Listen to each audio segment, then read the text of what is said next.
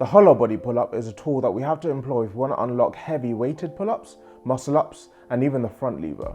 The shoulder and body position, as well as the pulling path, makes hollow body pull-ups extremely transferable to these skills. But how do we do it? Well, the technique, and a lot of this will be based on technique, is an interesting place to start, because before tackling hollow body pull-ups, I would highly recommend that you've mastered the traditional pull-up first. In the traditional pull-up, we lead with the chest, and the focus is very much on pulling the shoulders and the elbows down and back in scapular retraction.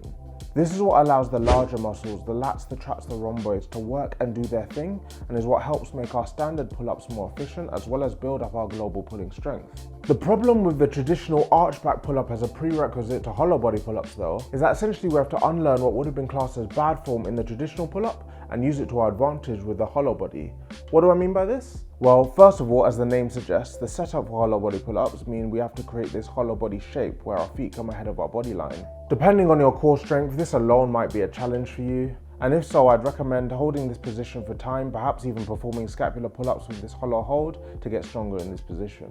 While we still depress the shoulders and keep them away from the ears in the hollow body pull-up, in order to maintain the hollow shape, our arms have to come out in front of us, encouraging this slight internal rotation of the shoulder.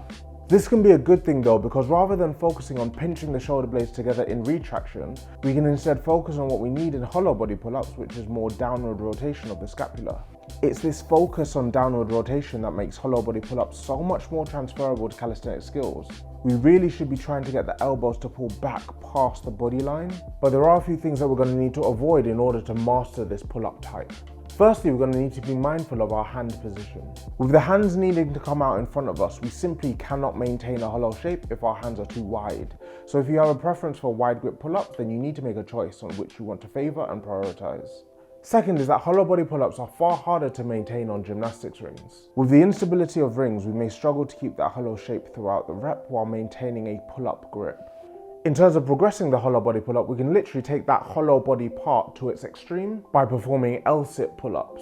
In this L shape, the lengthened lat position makes it challenging to pull from here, and it means that we can't generate momentum from the lower body, so the quality of our pulls have to really be on point. Another progression we can entertain is that we can also add height, which serves to send us more down the path of pulling power and training for upper body speed. Alternatively, we can simply add weight, developing our overall pulling strength. Whatever option you choose, just be sure to be intentional and deliberate with your practice. And if you want to get better at pulling through to the top of a pull-up, then check out this video right here.